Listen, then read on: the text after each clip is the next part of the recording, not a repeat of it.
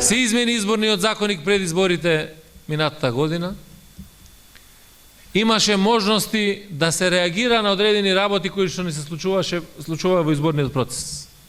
Меѓутоа, силната партизација на државата, силната партизација на сите регулаторни и надзорни тела во Република Македонија не создава можност, едноставно се што доаѓа од страна на опозицијата е одбиено. Не реагира антикорупската комисија, не реагира Агенцијата за електронски комуникации, не реагираат судовите во Република Македонија.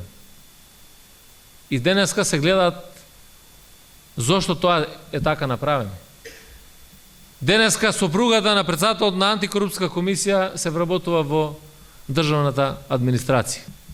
Можеме декларативно да кажуваме дека ќе се бориме да создадеме честни односи во Република Македонија. Меѓутоа, со вакви партиски тела и партиска држава нема да можеме тоа да го ствариме. Втори еден пример ќе ви дадам што ни се случи во изборите. Поднесовме тужба до Управниот суд за еден човек кој што се најде на избирачкиот список, а беше починат. Со извод од матичната книга на умрени, тужба до Управниот суд. За 2 часа експресно не повика судиката, ни одговори дека тужбата била неоснована. Дека човекот е жив и треба да биде на избирачкиот список. А истиот државен орган донел извод дека човекот е починат. И навистина, ако не е трагично, би било комично и смешно. Меѓутоа е трагично затоа што ова и се случува на Македонија. Затоа мораме да ги смениме работите.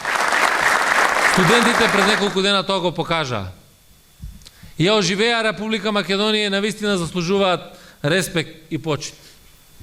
Денеска гледам и слушам како Груевски бара да има цензура на YouTube, да не се гледа колку студенти имало на тие протести. Меѓутоа џабе е. Младите луѓе во Република Македонија го кренаа сопствениот глас заради неправдата која што ги снајде. Повикувам сите заедно да се вклучиме масовно во сите проекти, сите активности на Социјалдемократскиот сојуз и на опозицијата и преку едно заедништво, преку една цврстина и пред се преку храброста да покажеме дека Македонија има шанси. Благодарам.